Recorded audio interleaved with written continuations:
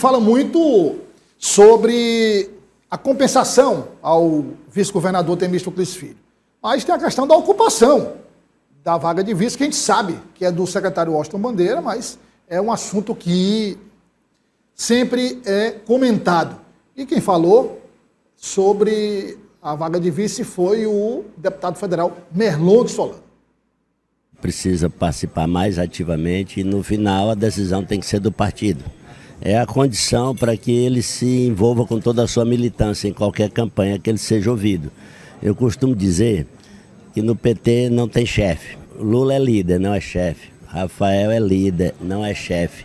O Wellington Dias é líder, não é chefe. Nós todos comungamos e aceitamos a liderança deles porque até hoje elas se pautaram no diálogo, em ouvir as nossas instâncias que no final tomam a decisão, as decisões mais importantes, como é essa. Eu acho que está muito antecipado esse debate, porque apesar do governador não declarar publicamente, nos bastidores já há de fato um encaminhamento bem claro.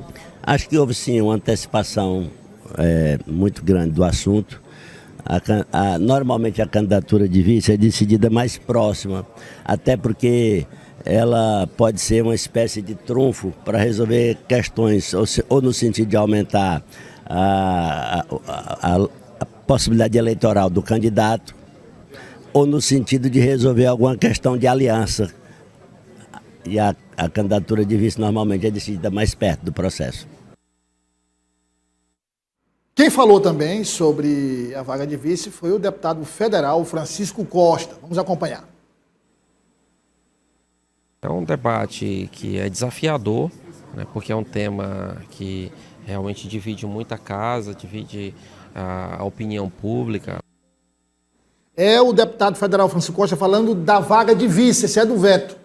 Falando da vaga de vice, vamos lá. A discussão ela não foi feita dentro do partido, né? Então é uma discussão dos atores da política que realmente acabam assumindo posicionamentos, apresentando seu nome, que é natural e legítimo.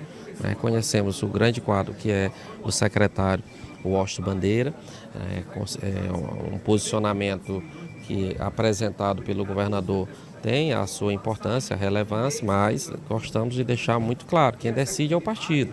Isso não foi pautado ainda no partido. O partido se organiza, agora para sexta-feira está fazendo a posse da nova diretoria, então sob a coordenação do presidente, deputado Fábio Novo, é que vamos tratar no momento oportuno.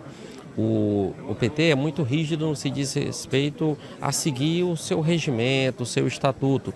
Então nós temos todo um cronograma de atividades para tanto. Então a estratégia eleitoral para 2026 ela tem que ser discutida profundamente dentro do partido. E isso envolve a escolha de nomes para vice. Olha, inclusive eu já recebi duas, digamos, correções, que não foram correções, mas reclamações, digamos assim, disfarçadas de não, Douglas, não é assim não, você, petistas, dois, não é assim não, você fica falando aí, tal, tal e tal. Estão discutir não, então é opinião e tal. Quer dizer, é o PT quem decide. Qual é a nossa função aqui? Nossa função é descortinar o que é que acontece, de fato, né? E o João até falou agora há pouco sobre essa história de como a política é feita, a compensação e tal. E vamos analisar aqui, com base em como a política é feita, essa questão do vice. O partido não decide, nesse caso específico, quem vai ser o vice. A decisão é do governador Rafael Fonteles. E foi assim quando o Wellington Dias era governador. A diferença é que o Wellington Dias indicou o nome que era da velha guarda do PT, que é um nome histórico, fundadora do partido. Coincidiu com os interesses do partido.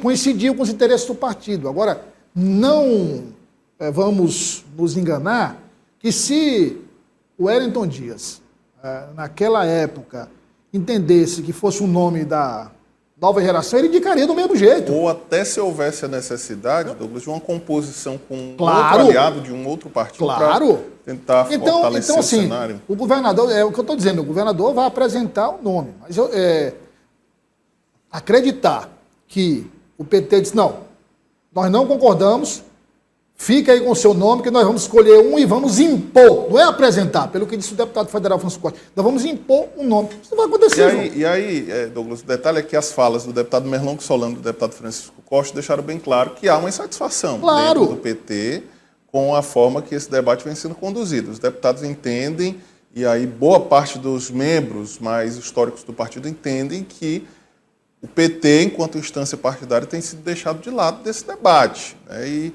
inclusive, ensaiam aí a possibilidade de algum tipo de resistência ou de novos nomes, né? Os dois deixaram claro que outros nomes podem surgir para o debate dentro do partido e aí, quem sabe, haver até mesmo uma discussão maior. Mas o fato é que, em todos os casos, né, a vaga de vice-governador é um espaço de extrema confiança do governador, né, do chefe do executivo.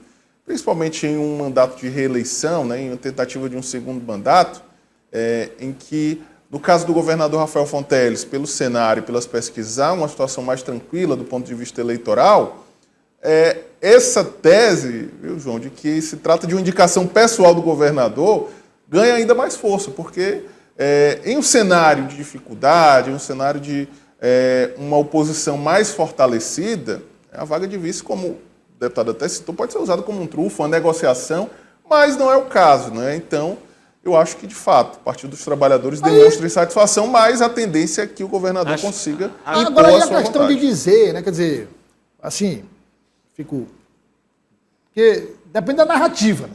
Você cria a narrativa de que o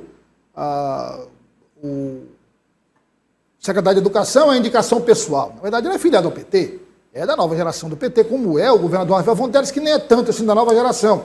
Ele foi secretário de Fazenda por 8 anos, do ex-governador Wellington Dias, o professor Nazareno Fonteles é um petista histórico, né? Assim como Regina Souza, é importante. De Rafael Fonteles ao lado de Lula na década de 90. Não, o Rafael, o garoto, ao lado de Lula, que se hospedava na casa do professor Nazareno Fonteles. Então, assim, Rafael sempre foi, não era de frente, tá nem de frente, mas sempre foi um petista desde que começou. Mas, assim, você crê, não, indicação pessoal. Não, ele é do PT, é da nova geração, mas é do PT. Washington Bandeira não tinha uma ligação com o PT, mas ele era magistrado, né? Era até, nem podia, nem era possível partidária. Mas sempre teve uma ligação com o Rafael Fonteles, próximo. Mas aí, Douglas, só concordar aqui com o Natan, de que, assim, se o governador estivesse fragilizado, pode ser que essa moeda entrasse em discussão, que o cargo de vice, não, vou levar para debate para fortalecer o meu grupo. Que não é o caso. Mas não é o caso. O governador, bem avaliado, tem as condições políticas, acho que naturais, de concorrer à reeleição em uma situação bem confortável. Tem fechado apoios importantes, por exemplo, no Caso Alto, tem situação e oposição. É o condutor da estratégia, né? É bom lembrar que o candidato a governador é o condutor da estratégia porque ele é o principal beneficiado ou o principal prejudicado. Então é ele quem dá a palavra final nesse tipo de discussão. O que o PT faz nesse momento, e aí tem todo o direito de fazer, é dizer que está saindo perdendo nessa negociação, porque, de fato, o escolhido para ser vice não é alguém militante do PT, né? Até porque, como eu disse, era um magistrado, nem podia fazer política. Né? Eu acredito que o partido agora faz muito bem, né, se chamar o candidato, o professor Washington Bandeira, para conversar, reuniões, dizer, olha, o senhor é filiado ao PT, as principais bandeiras que a gente defende são essas, as questões programáticas, a gente quer que o senhor faça uma adesão, entenda melhor como é que funciona se for importante a simbologia, o senhor assine um protocolo aqui que vai... Né, eu acho que é esse o movimento que o PT deve fazer no momento, porque se for inventar de, confrontar, comprar uma briga, acaba sendo prejudicado. Até porque, vamos combinar, se na velha guarda do PT tivesse um nome preparado, que se destacasse para ser o vice, pode ter certeza que ele seria aproveitado, né? Mas quando a gente olha para a velha guarda do PT, a gente vê muitos nomes bons, né? Por exemplo, o próprio doutor Francisco Costa é alguém muito leve que dialoga com todo mundo, né? É preciso respeitar, inclusive, a militância que ele tem, a identificação que ele tem com o PT. Mas é alguém que está dentro do cenário, assim como outros, né? Então, eu acho que o movimento que o PT deve fazer é mais no sentido de buscar uma adesão programática de Washington Bandeira para que ele, de fato, vista a camisa do partido, né, do que necessariamente abrir ali uma espécie de confronto que pode prejudicar, inclusive, a estratégia.